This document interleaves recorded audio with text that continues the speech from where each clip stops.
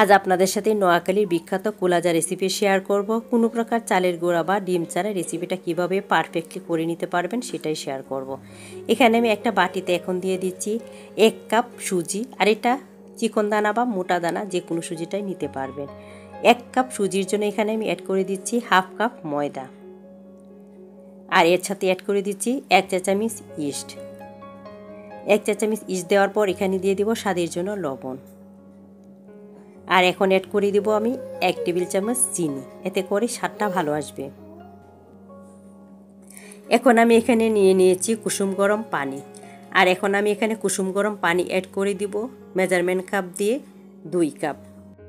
Perfect একটা কুলাজা পিঠা বানানোর জন্য কিন্তু মেজারমেন্টটা অনেক জরুরি। সেই ক্ষেত্রে আপনারা আমার ভিডিওটা ফলো করে যদি বানান তো আশা করি আলহামদুলিল্লাহ আপনার পিঠাটা একেবারে পারফেক্ট হবে। তা আমি দেখেন পানি দিয়ে এখানে একটু ভালো করে গুলিয়ে নিচ্ছি, আর এটা একটু গুলিয়ে নেওয়ার পর ভালো করে এটাকে আমি চামচ দিয়ে একটু মিক্স করে নিয়েছি। আর মিক্স করা হয়ে গেলে আমি একটা ব্লেন্ডার যে বড় জগটা সেটাতে দিয়ে দিলাম, আর আমি 1 মিনিট এটাকে একটু গুঁড়িয়ে নিব। 1 মিনিট গুঁড়ালে হবে, বেশি গুঁড়াতে হবে না। টোটাল আমি এটা 2 মিনিট গুঁড়িয়ে নিব। তো প্রথম আমি 1 মিনিট গুঁড়িয়ে নিয়েছি, তা আবারও বাটিটাতে ঢেলে নিয়েছি যাতে করে আপনাদেরকে একটু সুবিধা হয় দেখাতে। এখন এখানে আমি ঠান্ডা পানি নিয়ে নিয়েছি 1/2 কাপ। তো পানিটা আমি পরবর্তীতে ব্যবহার করব। এখন এখানে 1/2 চা চামচ বেকিং সোডা। আপনারা যদি বেকিং সোডার পরিবর্তে বেকিং পাউডার ব্যবহার করতে চান সেই ক্ষেত্রে 1 চা চামচ দিয়ে দিবেন। তো এখন আমি বেকিং সোডাটা দেওয়ার পর একটু ভালো করে মিক্স করে নিয়েছি, আর আবারও এটা জগে দিয়ে আরও 1 মিনিটের মতো এটা ঘুরিয়ে নিব। তো 1 মিনিট, আর আগে আমি 1 মিনিট ঘুরিয়ে নিয়েছি, টোটাল আমি এটা 2 মিনিটের মতো ঘুরিয়ে নিয়েছি।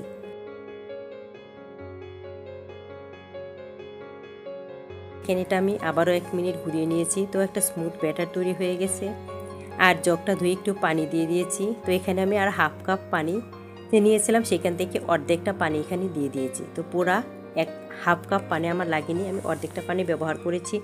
পরবর্তীতে যদি আমার পানিটা দরকার হয় তো ব্যবহার করব, না হলে আর ব্যবহার করব না।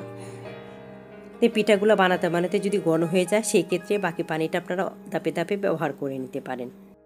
এ পর্যায়ে ফ্রাই প্যানটা একেবারে ধোয়া উঠা করে গরম করে নিতে হবে, আর যখন ধোয়া উঠে যাবে তখন আমি পর্যায়ে ব্যাটারটাকে আমি ভালো করে নাড়িয়ে নিয়েছি। আর যতবার পিঠাগুলো বানাবো ততবারই ব্যাটারটাকে ভালো করে নাড়িয়ে এরপর আমি পিঠাগুলি বানিয়ে নিব।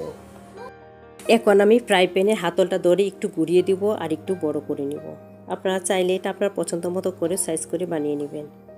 তো একটু ঘুরিয়ে নিলাম আর একটু সমান করে দিয়েছি, আর দেখেন এখন এটা কিন্তু অসংখ্য ছিদ্র হয়ে যাবে। আর পিঠাটা কিন্তু 1.5 থেকে 2 মিনিটের ভিতরে দেখবেন আপনার পুরো কমপ্লিট হয়ে যাবে।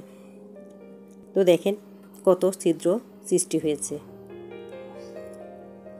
আর যখন দেখবেন একটু শুকিয়ে যাবে, মানে কাঁচা ভাবটা চলে যাবে, তখন এটা নামিয়ে নেবেন, আর অপেক্ষা করতে হবে না। তো আমার এটা শুকিয়ে গেছে, মানে কাঁচা ভাবটা চলে গেছে। এখন আমি এটা নামিয়ে নিচ্ছি।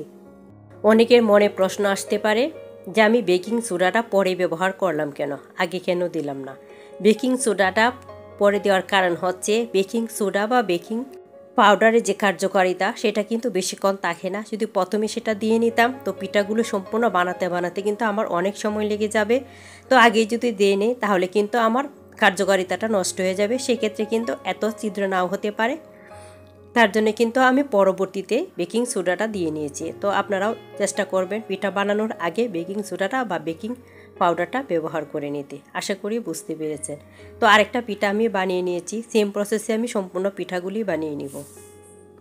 আর 2টা পিঠা বানানোর পর আমি একটা শুকনা কাপড় দিয়ে তাওয়াটাকে একটু মুছে দেব, মানে পরিষ্কার করে নেব। তো আমি সবগুলো পিঠাই এভাবেই বানিয়ে নিয়েছি। আর দেখেন প্রত্যেকটা পিঠা সেম বড় বড় হয়েছে, আর অসংখ্য ছিদ্র সৃষ্টি হয়েছে। আর পিঠাগুলি কিন্তু অসম্ভব নরম, যে কোনো বয়সের মানুষই কিন্তু এটা খেতে পারবেন। যাদের দাঁত নেই তারাও আশা করি এটা অনেক বেশি পছন্দ করবে এবং খেয়ে নেবে। বাচ্চারাও তো অনেক বেশি পছন্দ করবে। আর এটি কিন্তু আপনারা যে কোনো মাংস দিয়ে খেতে পারেন, বা যারা মিষ্টি দিয়ে খেতে পছন্দ করেন তারা কিন্তু মিষ্টি দিয়েও খেয়ে নিতে পারেন। যেভাবে যার পছন্দ সেভাবেই কিন্তু খেতে পারেন। ভিডিওটা ভালো লাগলে চ্যানেলটা সাবস্ক্রাইব করে পাশে থেকে যেতে পারেন। পাশে থাকা বেল আইকনটা প্রেস করে দিবেন, এতে করে প্রথম নোটিফিকেশনটা আপনার কাছেই চলে যাবে। আর যখনই ভিডিওটা দেখতে চাইবেন তখনই আবারও দেখে বানিয়ে নিতে পারবেন। ভালো লাগলে ফ্রেন্ড ও ফ্যামিলির সাথে শেয়ার করে দিবেন। ভালো থাকবেন, আল্লাহ হাফেজ।